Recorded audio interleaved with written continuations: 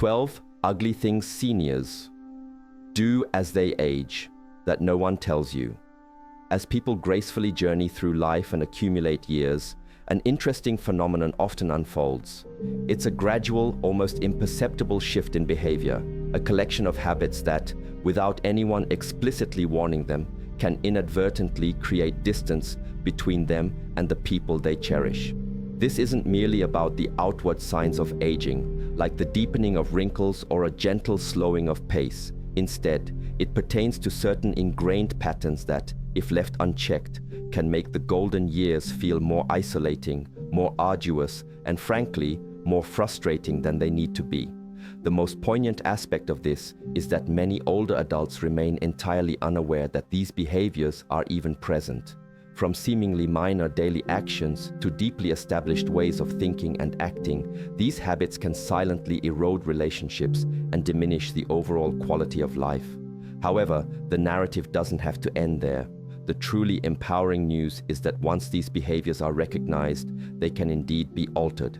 Consider the case of Julie, a vibrant 71-year-old retired librarian.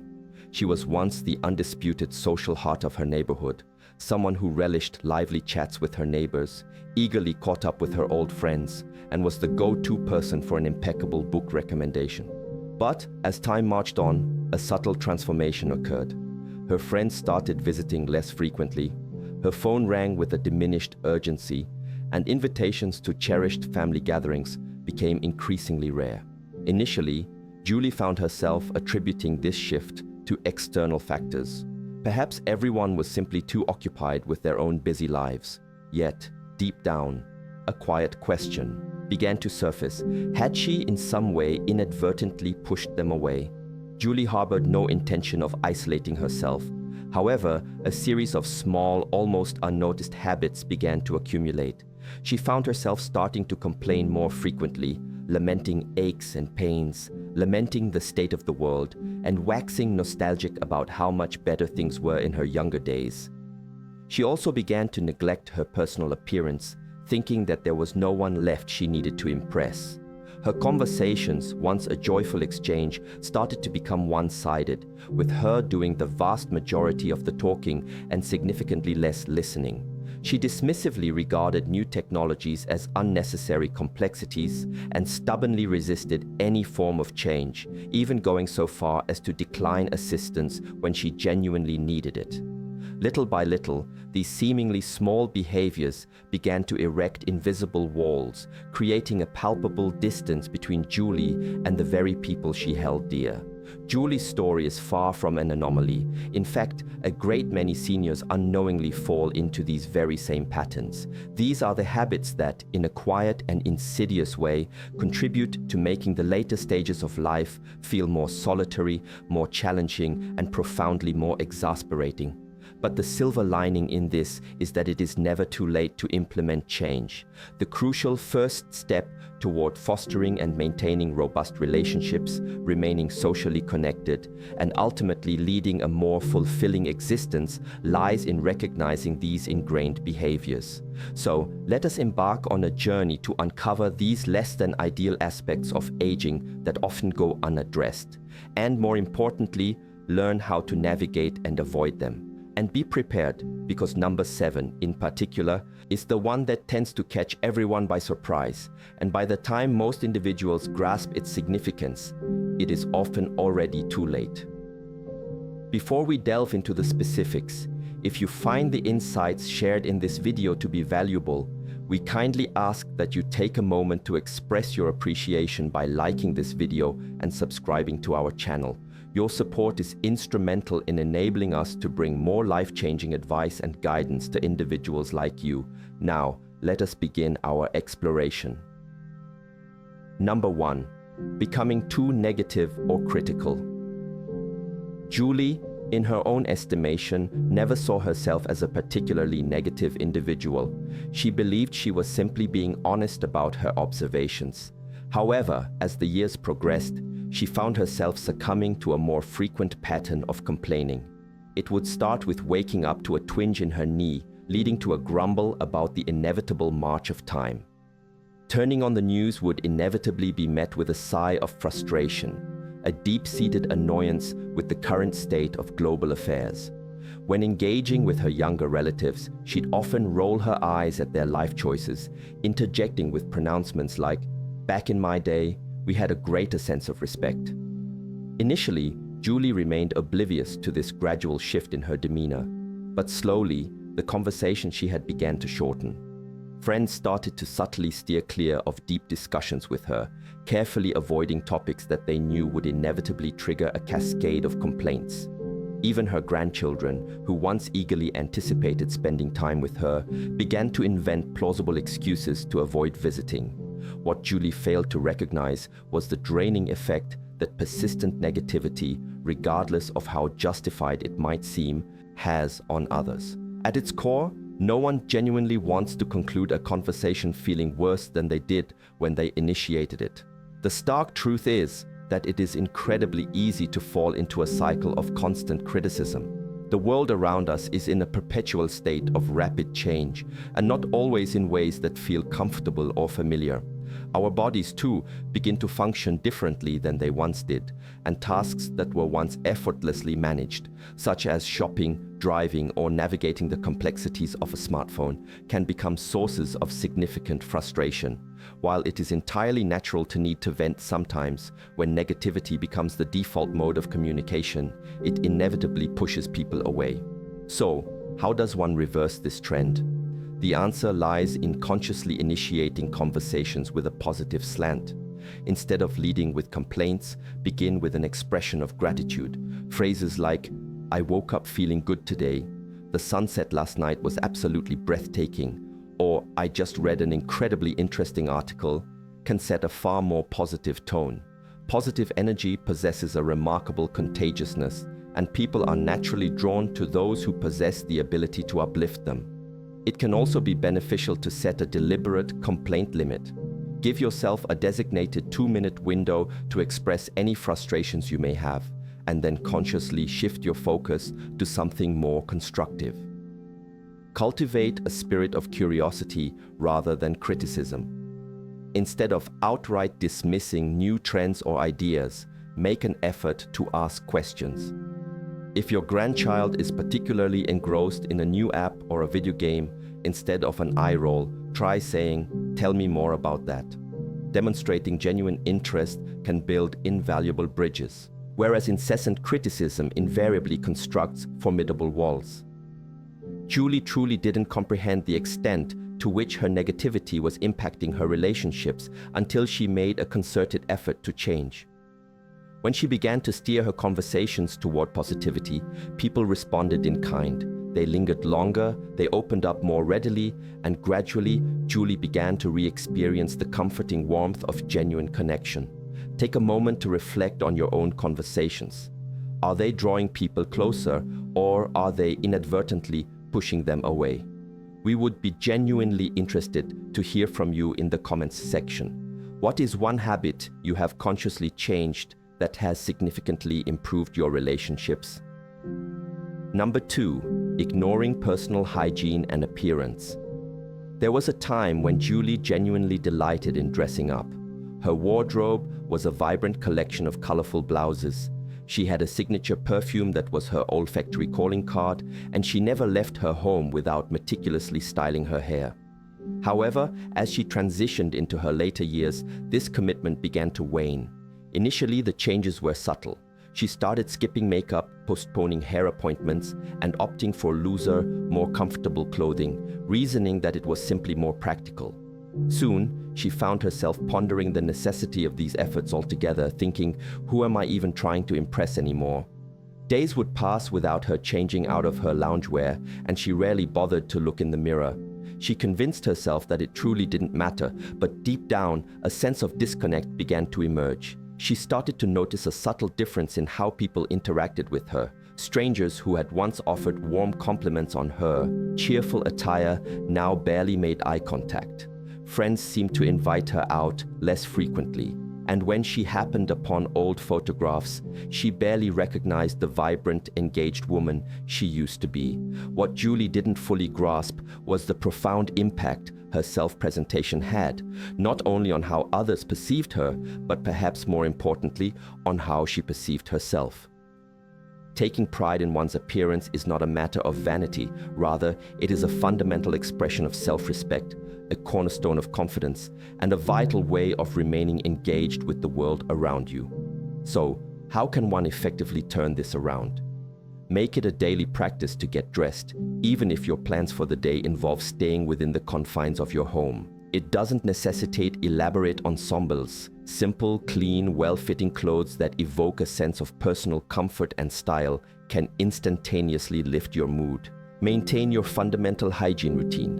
Regular showers, keeping nails neatly trimmed, and not neglecting those small grooming habits like brushing your hair or applying moisturizer. These seemingly minor acts send a powerful message to your brain: I matter. Incorporate colors that make you feel light, lively, and radiant. Bright hues or thoughtfully coordinated outfits can have a remarkable effect on your mood, making you feel more put together and vibrant.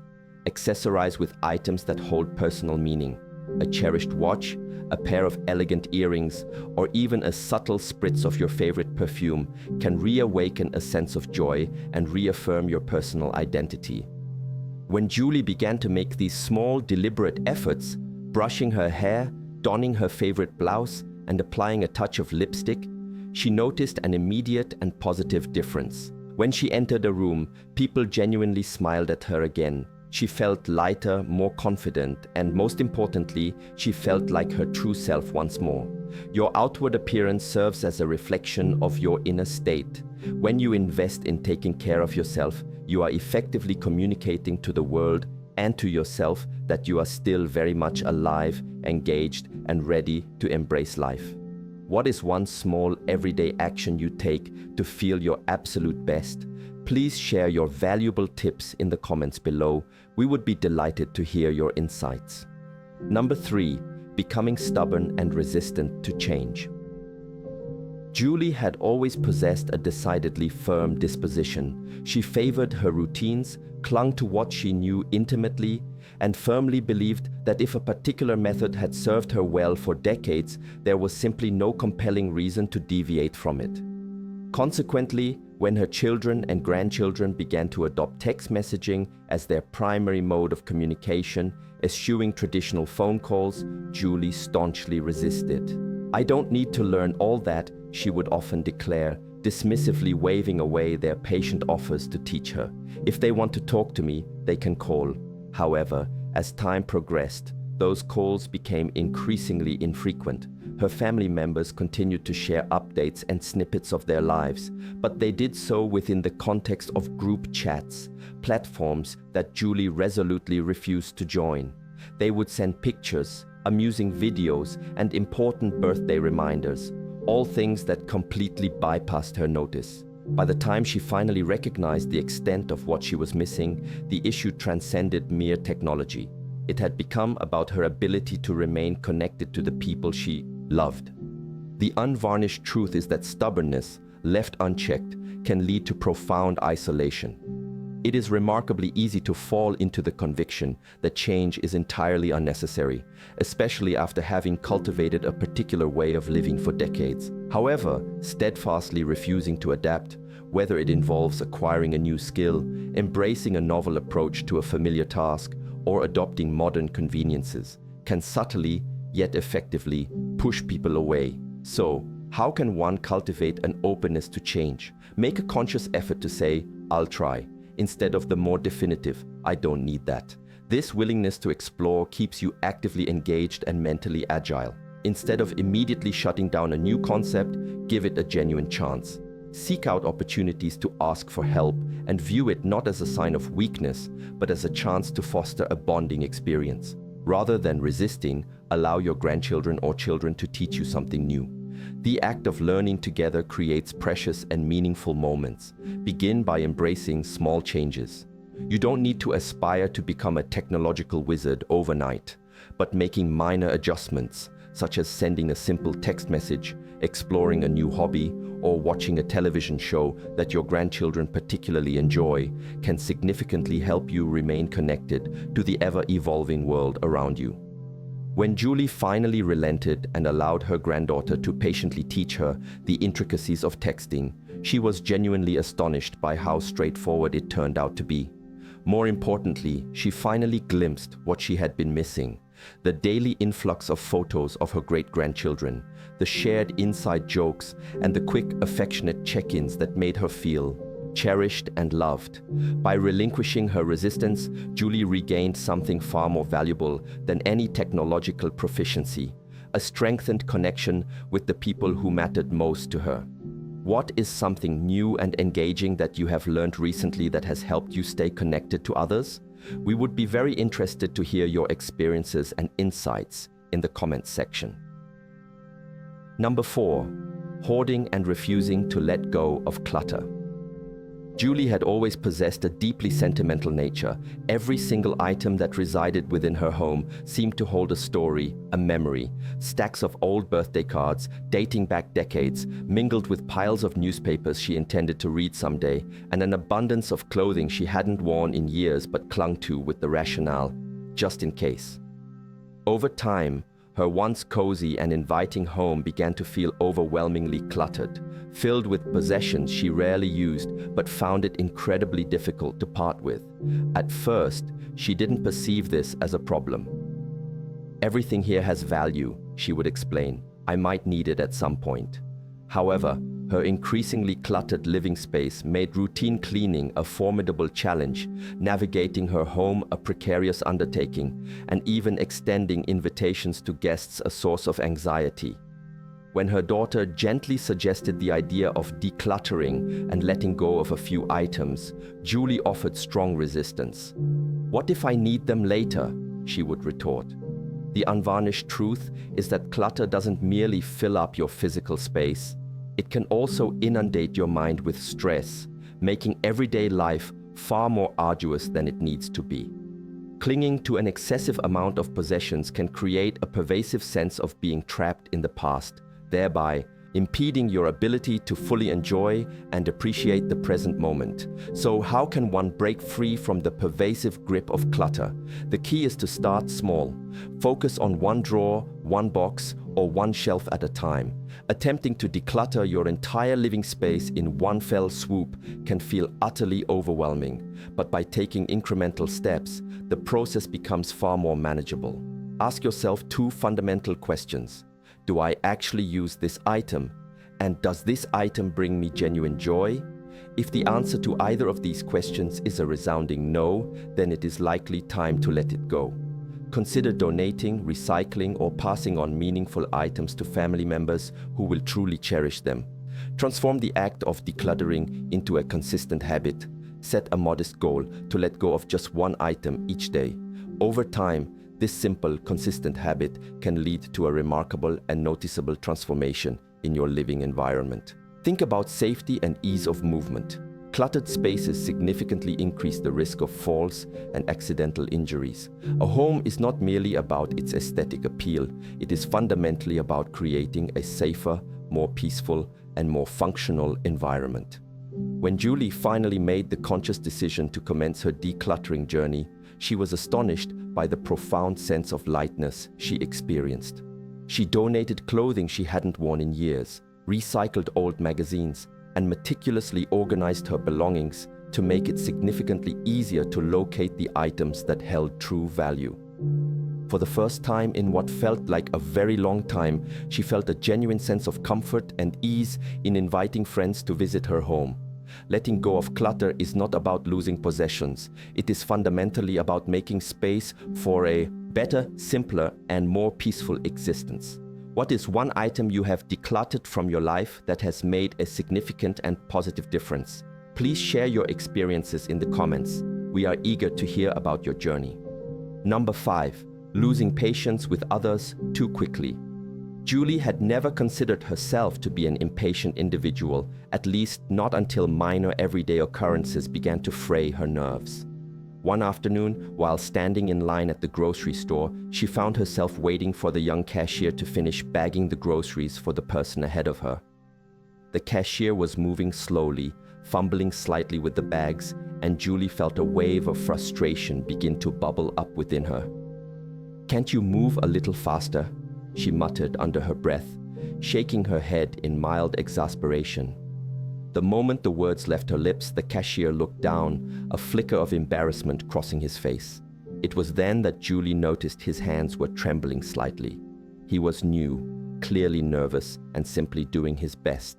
A sudden realization struck her. Had she, in fact, become the very type of person she used to find so irritating?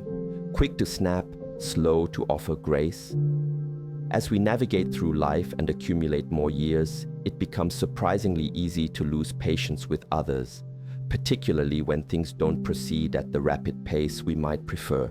However, this pervasive frustration doesn't just make life more challenging for those around us. It also significantly elevates our own stress levels. So, how can one cultivate and maintain patience and kindness in daily interactions? The key lies in pausing before reacting. The moment you feel irritation beginning to creep in, take a deliberate, deep breath.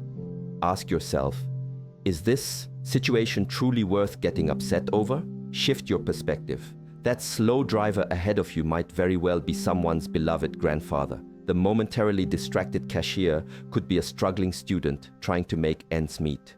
A small dose of patience can transform burgeoning frustration into genuine understanding.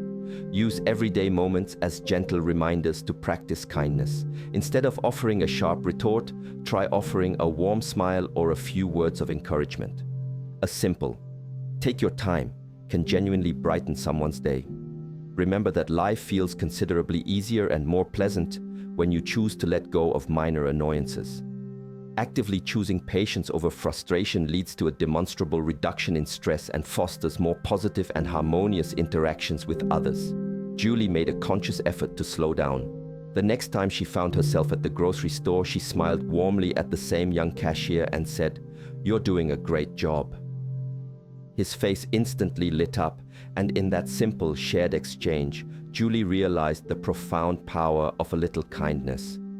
Have you ever caught yourself losing patience too quickly? How do you typically handle frustrating moments? Please share your thoughts and strategies in the comments below. Number 6, over-talking and not listening. Julie possessed a genuine love for conversation. She had a wealth of stories to share, invaluable advice to impart, and cherished memories to relive. However, over the course of time, she began to notice a disquieting trend. Her daughter was calling less often, and when their calls did connect, the conversations often felt rushed, as if her daughter was eager to end the call as soon as possible. One day, Julie finally mustered the courage to ask, "Is everything okay? You don't call as much anymore." Her daughter hesitated for a moment before responding, "Mom, I love talking to you, but sometimes I don't feel heard. It feels like our calls are all about you, and I never get a chance to share what's on my mind." Julie was taken aback by this revelation. She hadn't realized the extent to which she often dominated their conversations, habitually jumping in with her own related experiences, offering unsolicited advice before her daughter had even finished speaking, or subtly steering the topic back to herself. As we advance in age, it becomes remarkably easy to fall into this conversational trap. We may desire to share our accumulated wisdom and life experiences, but if we fail to actively listen, our loved ones may eventually begin to distance themselves. So how can one cultivate more meaningful and balanced conversations? The key is to strike a balance between talking and listening. If you find yourself speaking for an extended period, pause and gently inquire, "What about you? How have things been going on your end?" Resist the often compelling urge to interrupt, even if you have a particularly brilliant story or anecdote ready to share. Allow the other person to complete their thoughts before you interject. Pose open-ended questions. Instead of a simple, generic, "How are you?" try something more engaging like, "What's something exciting that happened for you this week?" This type of question genuinely invites deeper and more personal conversation. Make a conscious effort to be present during conversations. Put away your phone, focus your attention entirely on the other person, and truly strive to hear and understand what they are conveying. Julie committed herself to making a change. The next time her daughter called, she listened intently, truly listened. She asked more probing questions and offered advice only when it was explicitly requested, and a wonderful transformation occurred. Their calls became longer, warmer, and immeasurably more meaningful. The most fulfilling conversations are not necessarily about who talks the most, but rather about who listens the best. Have you ever found yourself feeling unheard in a conversation, or have you realized that you might have been doing all the talking? Let's engage in a discussion about this in the comments section. Number 7, pushing people away instead of asking for help. Julie had always taken immense pride in her independence. She had dedicated decades to caring for others, raising her children, managing her household with efficiency, and even extending a helping hand to neighbors in need. However, as the years progressed, certain everyday tasks began to present increasing challenges. One afternoon, as she struggled to lift a heavy bag of groceries from her car, a kind young man passing by noticed her difficulty and offered, "Need a hand with that?" Julie, despite her internal struggle, forced a smile and politely declined, "No thank you, I've got it." But the truth was, she didn't. As she awkwardly dragged the bag inside, a sharp pain shot through her back, and a wave of frustration washed over her.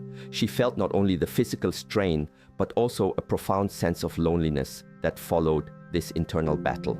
She had, in essence, pushed away someone who was simply extending a gesture of genuine help. Later that evening, a painful realization dawned upon her. Her steadfast refusal to accept assistance wasn't making her stronger. It was, in fact, making her more isolated. Why is accepting help a sign of strength, not weakness? Asking for help does not imply that you are a burden to others. Rather, it signifies that you are allowing them the opportunity to show you care. People genuinely want to help, but if you consistently refuse their offers, they will eventually cease to extend them. Accepting help fosters genuine connection. When you allow someone to assist you, it creates a moment of warmth and shared humanity. It simplifies life, not just physically but emotionally. You don't have to endure struggles all by yourself. It also provides others with the invaluable feeling of being useful and needed. Imagine if no one ever needed your help. Wouldn't you in some way feel unneeded? Offering others the opportunity to assist you is, in itself, a gift. So, how can one change this ingrained habit? The next time someone offers assistance, practice saying yes. A simple, "That would be great, thank you," can open doors. If you find yourself in need of support, don't hesitate to ask directly, "Would you mind giving me a hand with this?" Remember, accepting kindness from others doesn't weaken your relationships, it actually strengthens them. The following time Julie went to the grocery store, she encountered the same young man. She approached him with a smile and said, "Actually, I could use a little help today." His face brightened visibly as he readily grabbed her bag, and in that simple, shared exchange, Julie felt a profound sense of connection, something she hadn't experienced in a very long time. Do you find yourself struggling with the act of asking for help, or have you personally experienced the unique joy of helping someone else? Let's engage in an open discussion about this in the comments section. Number 8, being too frugal to enjoy life. Julie had always maintained a meticulous approach to her finances. She diligently clipped coupons, consistently deferred vacations, and harbored a deep-seated hesitation before making any purchase that wasn't deemed absolutely essential. Despite possessing a comfortable amount of savings, she constantly harbored anxieties about the future. What if I need this money later? What if something unexpected arises? One day, her dearest friend Linda extended an invitation for a weekend getaway to the picturesque countryside. "It will be so much fun, Julie," Linda enthused. "We'll explore, enjoy delicious food, and simply relax." Julie's immediate ingrained instinct was to decline. Spending money on travel, on dining out, she could readily conjure a dozen reasons to justify her refusal. Yet deep down, a quiet question echoed, "When was the last time I genuinely treated myself?" She had spent years meticulously saving for a hypothetical one day. But what if that one day never arrived? Why is enjoying the fruits of your labor so important? While financial responsibility is undeniably crucial, Life is not solely about accumulating savings. It is fundamentally about experiencing and living. Experiences, studies consistently show, tend to bring more lasting happiness than the accumulation of material possessions. Research indicates that spending on experiences, such as travel, outings, or pursuing hobbies, creates enduring joy, whereas material goods often lose their novelty and appeal relatively quickly. You have worked diligently to reach this stage of your life. It is time to savor it. Money serves as a tool to support your happiness, not merely to accumulate in a bank account. While security is indeed important, so too is personal fulfillment.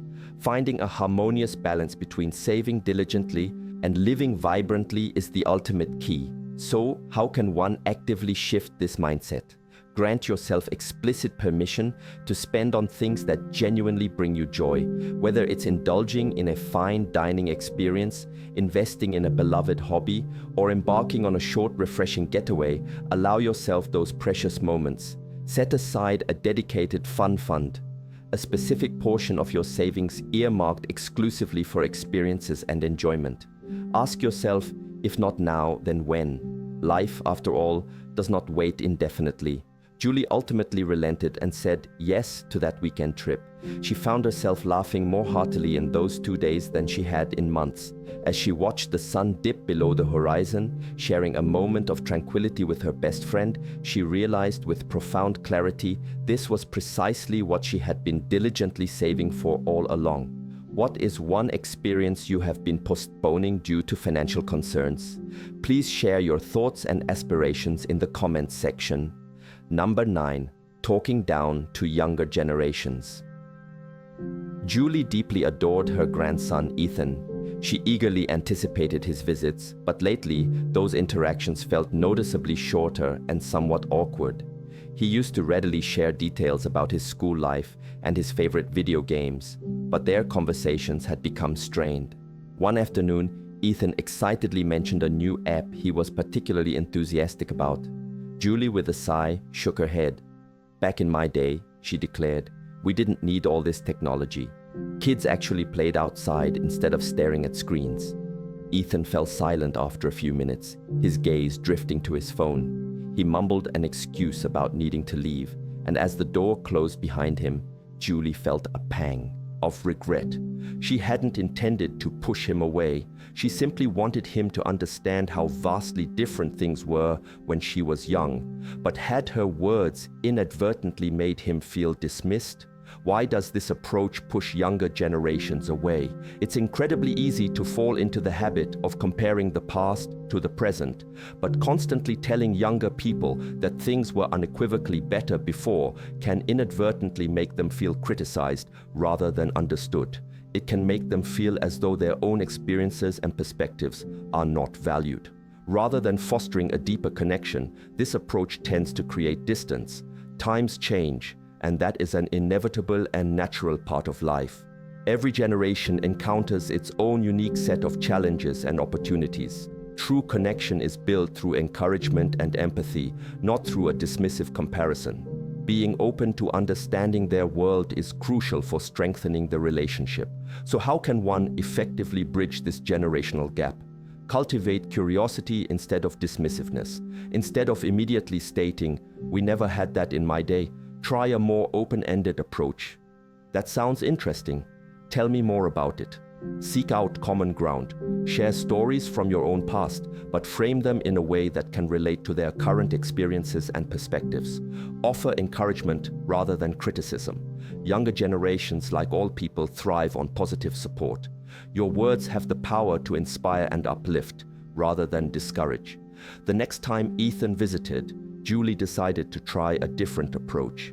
When he brought up his favorite game, she smiled and asked, "What is it that you enjoy so much about it, Ethan?" Ethan's face lit up as he enthusiastically explained the strategic elements of the game. For the first time in a long while, their conversation flowed effortlessly and harmoniously. As he lingered a little longer that evening than usual, Julie realized that connecting across generations wasn't about trying to change them. It was fundamentally about striving to understand them. Have you ever felt a disconnect with younger generations? What strategies or approaches have you found helpful in bridging that gap? Let's discuss these experiences in the comments section. Julie found herself seated by the window, her gaze lost in the gentle cascade of falling leaves. Another holiday season was steadily approaching, but instead of the anticipated sense of joy, she felt a familiar, heavy sensation settling in her chest. Her mind couldn't escape the persistent thoughts of a friend who had betrayed her years ago, the unresolved argument with her sister that lingered like an old wound, and a myriad of things she wished she had done differently in her life. The past seemed to have an unyielding grip on her, replaying in her mind like an old, worn-out film that she couldn't bring herself to turn off. One day, her neighbor, Linda, noticed the distant, melancholic look in Julie's eyes and gently inquired, "What's weighing on your mind?" Julie sighed softly. "I just keep thinking about things I can't change." Linda offered a gentle smile, her words carrying a simple yet profound truth. Holding on to the past is like carrying a heavy suitcase with you everywhere you go. Imagine how much lighter you would feel if you finally set it down. Why is holding on to grudges and dwelling on regrets so detrimental? It has a pernicious way of stealing the joy from your present moments. Consistently re-examining old wounds makes it incredibly difficult to appreciate and savor the good things that are happening right now. It can strain relationships. Bitterness, like a slow poison, can create a significant distance between you and your loved ones, often without you even realizing the extent of its impact. It can also negatively affect your health. The chronic stress associated with harboring grudges can lead to elevated blood pressure, disrupt sleep patterns, and even weaken your immune system. So how can one effectively let go and discover emotional freedom? The first step is to accept that the past, by its very nature, cannot be altered. Instead of persistently asking, "Why did this happen?" try reframing the question to, "What can I learn from this experience?" Cultivate the practice of forgiveness. This is not for the benefit of those who may have wronged you, but rather for your own liberation. Letting go does not imply condoning hurtful behavior. It signifies freeing yourself from the persistent hold that it has over you. Consciously focus on the present moment.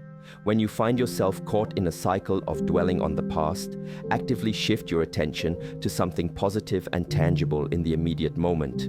Consider writing a letter to express your feelings, and then symbolically let it go. If you are struggling to move forward, write down everything that is consuming you and then tear up the paper or, in a safe and controlled manner, burn it as a powerful symbol of release. That evening, Julie sat down with a blank piece of paper. She meticulously wrote down all the burdens she had been carrying for years. Then, with a deep cleansing breath, she let them go. For the first time in what felt like a very long time, she experienced a profound sense of lightness. Have you ever had to let go of a past hurt or grievance? What specific steps or practices helped you to move forward? Please share your insights in the comments section. Number 10. Ignoring health problems. Julie had always been fiercely independent.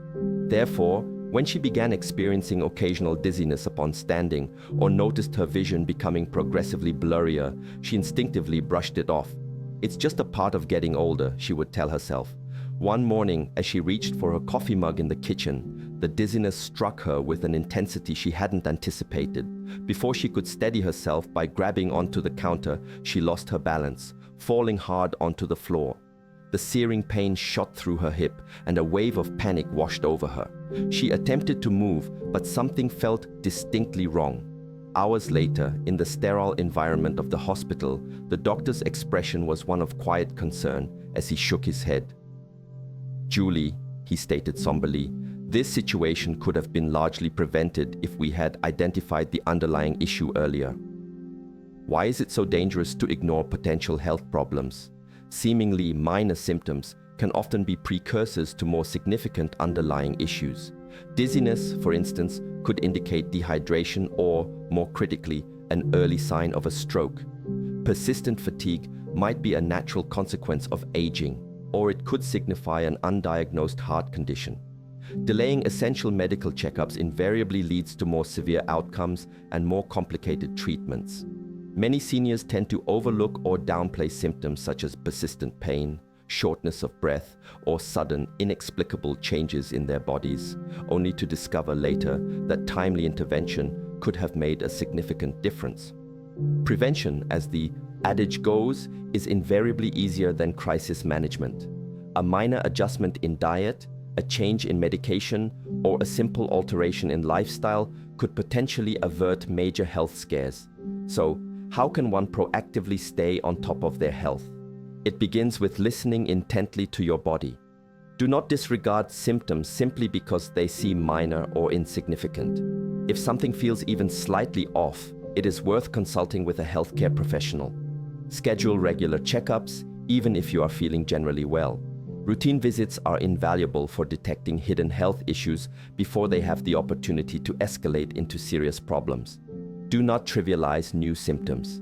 Sudden episodes of dizziness, chest pain, noticeable forgetfulness, or unexplained weight loss should never be dismissed. Remain proactive in your health management.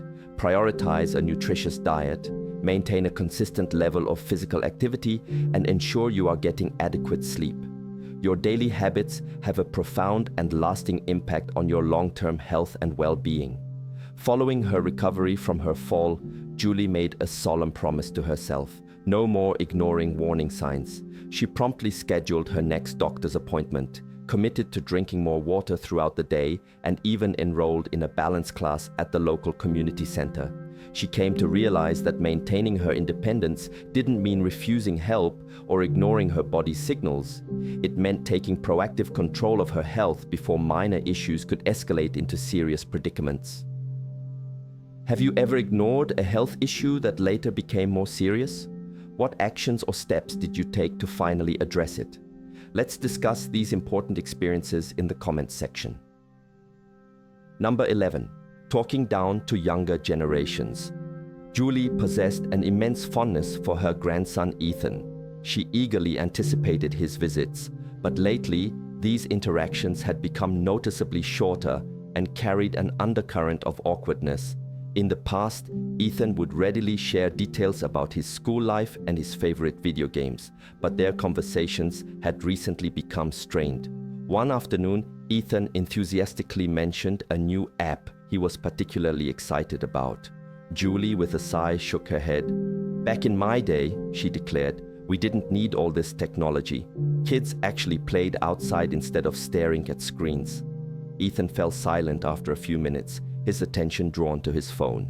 He mumbled an excuse about needing to leave, and as the door closed behind him, Julie felt a distinct pang of regret. She hadn't intended to push him away.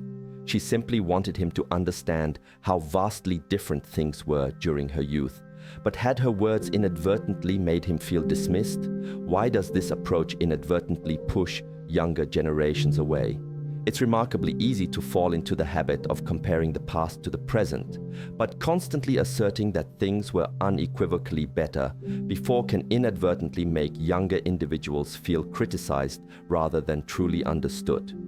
It can create a sense that their own experiences and perspectives are not valued or important. Instead of fostering a deeper connection, this comparative approach tends to erect barriers and create distance. Times change, and that is an inevitable and natural aspect of life's progression. Every generation encounters its own unique set of challenges and opportunities. Genuine connection is built through encouragement and empathy, not through dismissive comparisons or judgments. Being open to understanding their world and their perspectives is absolutely crucial for strengthening the relationship. So, how can one effectively bridge this generational divide? Cultivate a spirit of curiosity rather than automatic dismissiveness. Instead of immediately stating, "We never had that in my day," try a more open-ended and inviting approach. "That sounds really interesting. Could you tell me more about it?" Actively seek out common ground. Share stories from your own past, but frame them in a way that can relate to their current experiences and perspectives. Offer genuine encouragement rather than outright criticism. Younger generations, much like people of all ages, thrive on positive support and affirmation. Your words possess the inherent power to inspire and uplift, rather than discourage or belittle. The next time Ethan visited, Julie consciously decided to adopt a different approach. When he brought up his favorite game, she smiled warmly and asked, "What is it that you enjoy so much about it, Ethan?" Ethan's face lit up, and he enthusiastically began to explain the strategic elements and complexities of the game. For the first time in a considerable while, their conversation flowed effortlessly and harmoniously.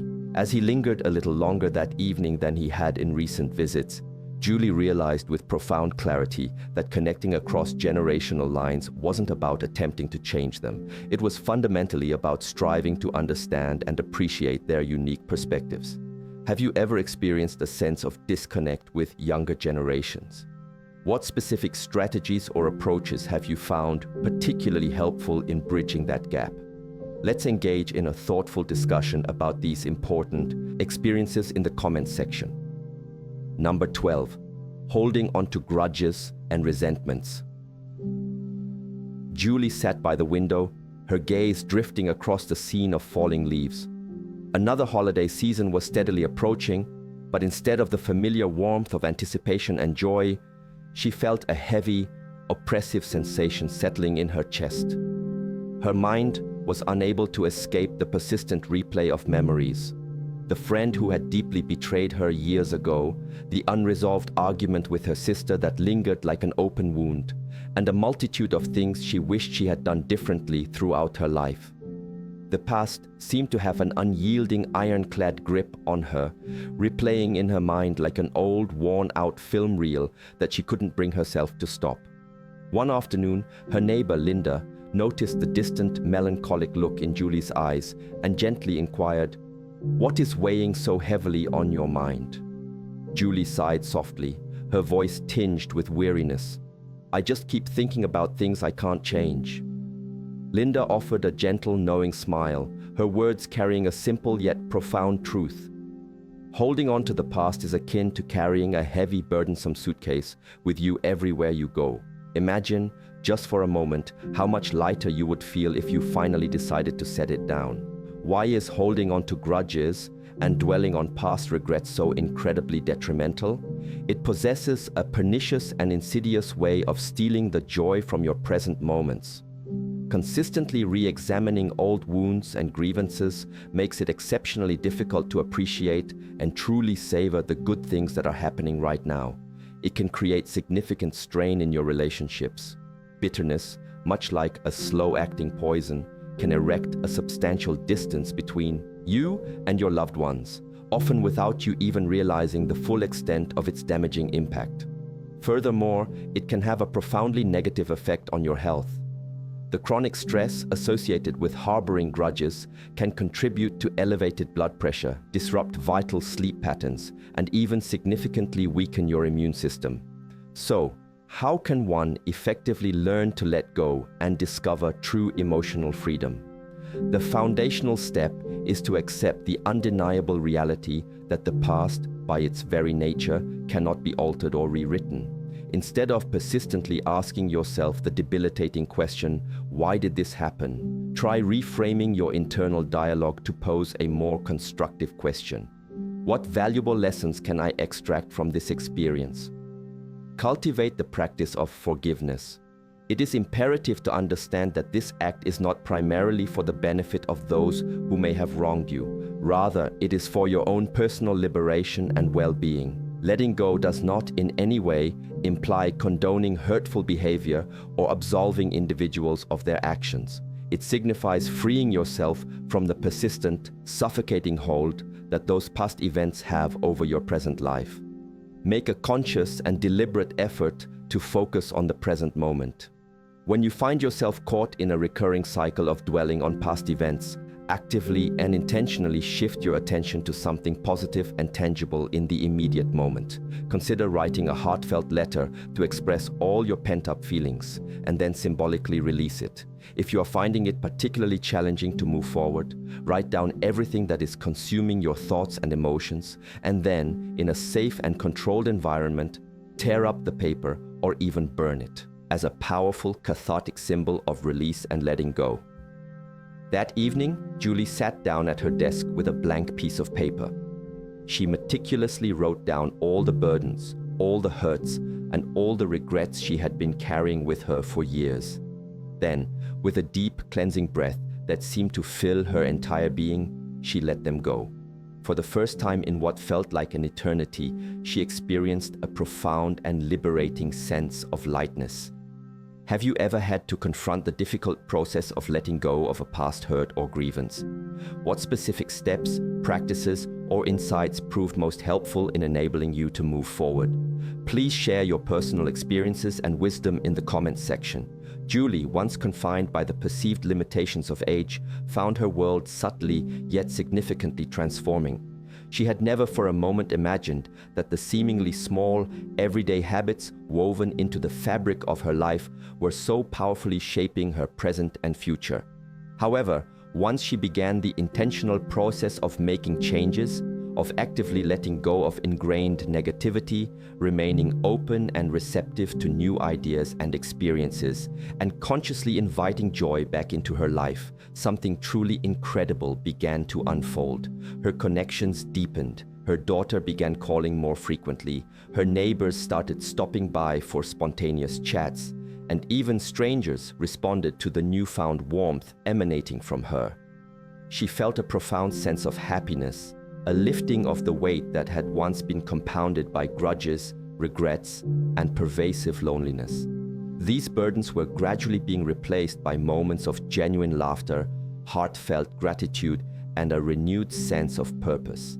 Surprisingly, she even felt younger at heart. Instead of resisting the natural flow of change, she embraced it with newfound enthusiasm. Rather than dwelling on the unalterable past, she focused her energy on what she could actively control and influence in the present. Now, the opportunity is yours to reflect and to act. Which of these habits do you recognize within yourself, or perhaps within someone you know and care about? What is one small, achievable change that you can commit to making today? Aging is an inevitable and universal human experience, but the manner in which we age, the quality of our lives, the depth of our connections, and the richness of our experiences is, to a significant extent, entirely up to us. If the insights shared in this video have resonated deeply with you, we kindly encourage you to tap the like button to show your appreciation.